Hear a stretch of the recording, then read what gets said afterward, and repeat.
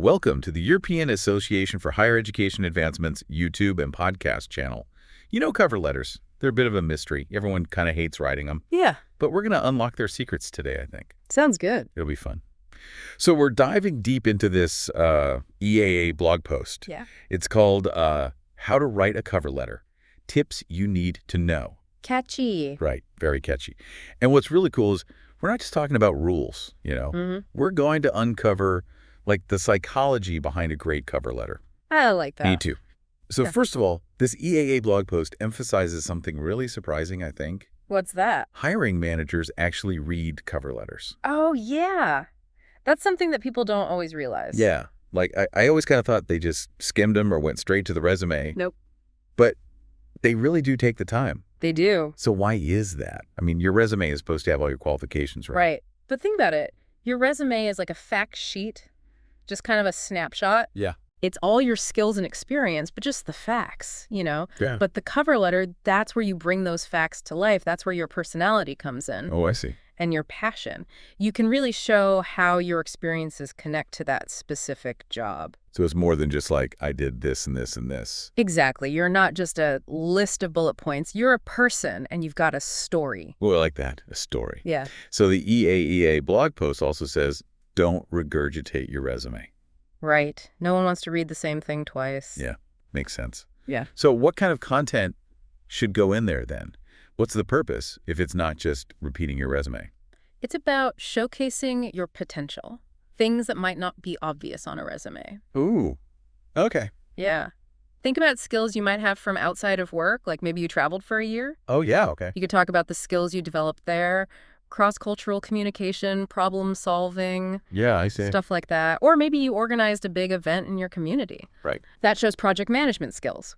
And these experiences, they demonstrate things employers love, like adaptability, initiative. Oh, okay. I see. So it's really more than just a formality. It is. It's your chance to shine. I like that. And speaking of shining, the EAHEA actually suggests display your skills and not necessarily your education.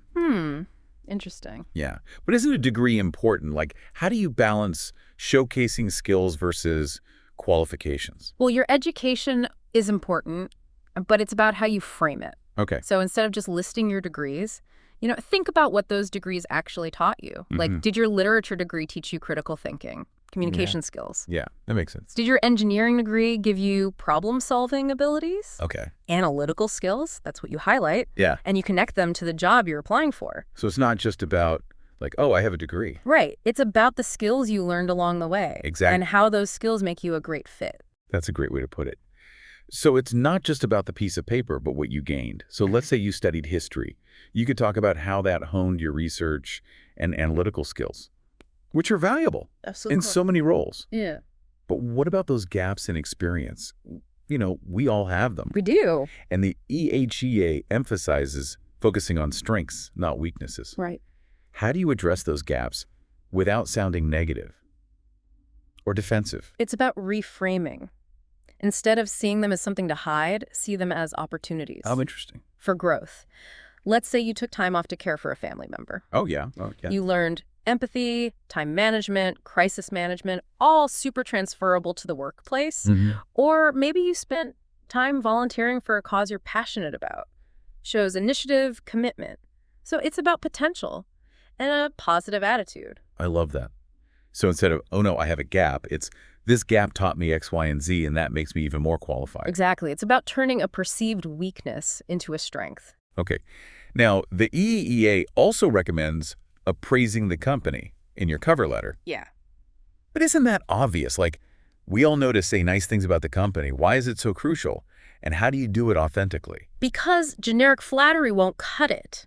Hiring managers can spot a form letter from a mile away. Oh, yeah. You have to Let show them know. genuine interest and understanding. Have you researched their projects? Yeah. Do their values align with yours? You have to mention specifics. It shows you've done your homework. So it's like if someone compliments your outfit, it's more meaningful if they say something specific like, I love that color on you, not just, you look nice. Exactly. You've got to show you're paying attention. You want your cover letter to be personalized, like a conversation starter. Oh. And that leads to another point from the EAHEA.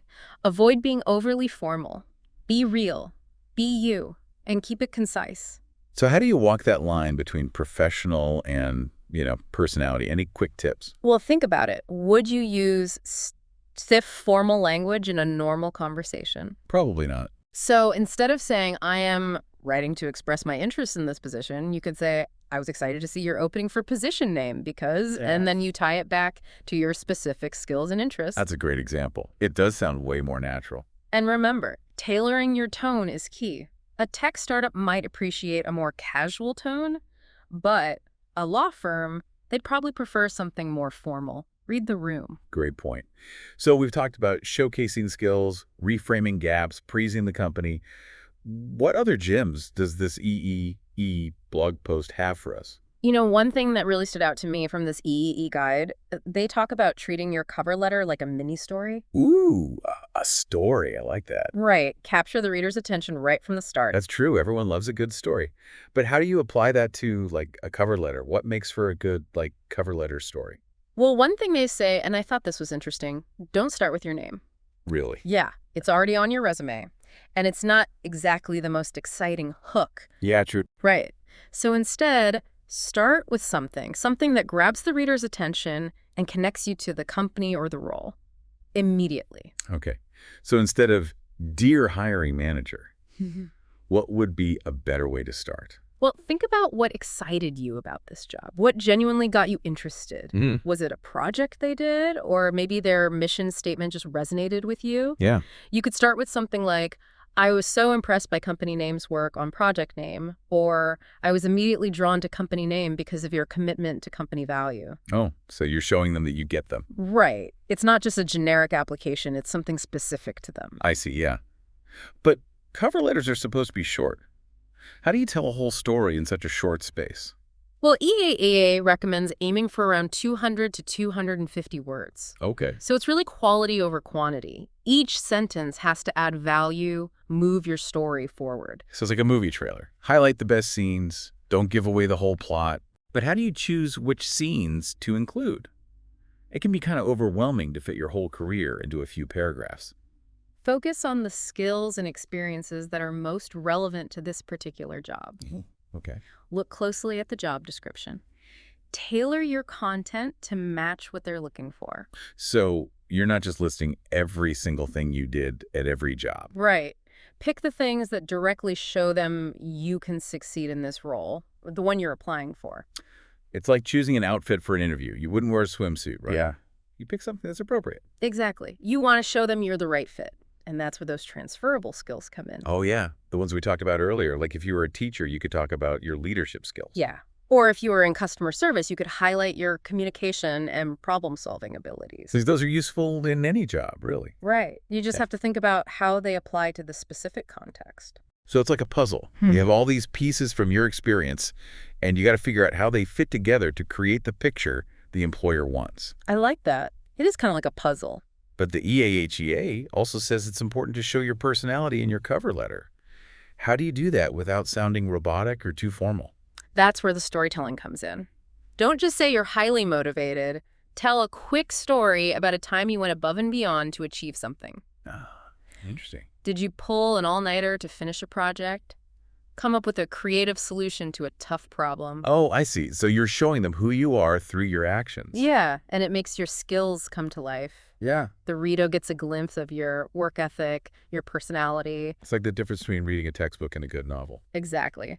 One is dry and factual. The other draws you in. You want to draw them in, make them want to learn more about you. But how do you balance that with being professional? You got to think about the company culture. A startup might like a more casual, fun tone. A law firm, probably not so much. Yeah. So if you're applying to a tech company, you could say something like, I thrive in fast-paced environments where I can use my problem-solving skills on team projects. Okay. But for a more traditional company, you might focus on your attention to detail and your strong work ethic. So you're speaking their language, but still being yourself. Yes, exactly. And remember, keep it clear and concise. No jargon, no super complicated sentences. Yeah, you want everyone to understand. And most importantly, get your cover letter proofread. A fresh set of eyes can catch mistakes, help you polish your writing. That is so important. It's easy to miss things when you've been staring at the same document for hours. But where do you even find those proofreaders? And what kind of feedback should you be asking for? It's funny you should mention that, because while a professional proofreader can be helpful, it's not always necessary. You Yeah. probably have people in your network already. Think about it. Friends, family, former colleagues. You might be surprised how many great writers you know. Oh, yeah, that's true. I actually have a friend who's an editor. I never even thought to ask her. There you go, see? And chances are they'd be happy to help. Just be clear about the type of feedback you want. Okay. Like, do you want them to just look at grammar and spelling? Or are you looking for more strategic advice, like how to tailor your message to the company? It's like going to the doctor, you know? You got to tell them what hurts so they can help. Right. If you just say, I don't feel good, they won't know where to start. Exactly. And don't be afraid to ask multiple people, because different perspectives can be really valuable. Oh, absolutely. Especially if you're applying to a bunch of different companies. Like a friend in marketing might give you different advice than a friend in finance. Totally. It's like getting a second opinion. Right. Sometimes you need to hear things from a different angle. But what if you get conflicting advice? How do you know which feedback to take? Well, that's where your own judgment comes in. At the end of the day, it's your cover letter. You have to be comfortable with it. Use the feedback as a guide, not a rule book. If two people tell you different things, take a step back. Ask yourself, which one feels more authentic to me? Which one really reflects my goals? So it's not about pleasing everyone. It's about being true to yourself. Exactly. It's about creating a cover letter that represents you and your qualifications. But even when you get that feedback, how do you actually use it? Any tips on how to make the most of it? Yeah, that's a good question. Well, remember, you don't have to use every suggestion. Oh, okay. Sometimes feedback is more about seeing the bigger picture. Maybe a few people say your opening is too generic or your tone is too formal. You might need to rethink your whole approach. It's like if someone tells you your outfit clashes. You don't have to change every piece of clothing, but maybe rethink the whole style. Yeah, exactly. And remember, your cover letter is a work in progress. It's okay to revise, try different things. Keep refining it until you're happy with it. It's a journey. Exactly. But what if you hit a wall? You got feedback, you made changes, but you're still stuck. Yeah, that's the worst. Sometimes it helps to go back to basics. Read the job description again, carefully. Make sure you're hitting all the key points. Ask yourself, what makes me uniquely qualified for this role? How can I show them my strengths? Clearly in a compelling way. And remember, the cover letter is just one part of the job search. You also need a good resume, a strong online presence, and a confident interview. Absolutely. Those things are all important too. So as we wrap up our deep dive into cover letters, I want you to think about this. Okay. Your cover letter, it's like a movie trailer for you. Oh, I like that. What are the most exciting scenes you want to showcase? What's your story? That's a great way to think about it. So if you want more tips on crafting a winning cover letter, head to the EAHEA website. They have tons of great resources there. It's a treasure trove of information. It is. And remember, cover letters might seem daunting, but they're a chance to make a great impression and open doors to new possibilities. Please don't forget to follow the European Association for Higher Education Advancement on YouTube and social media.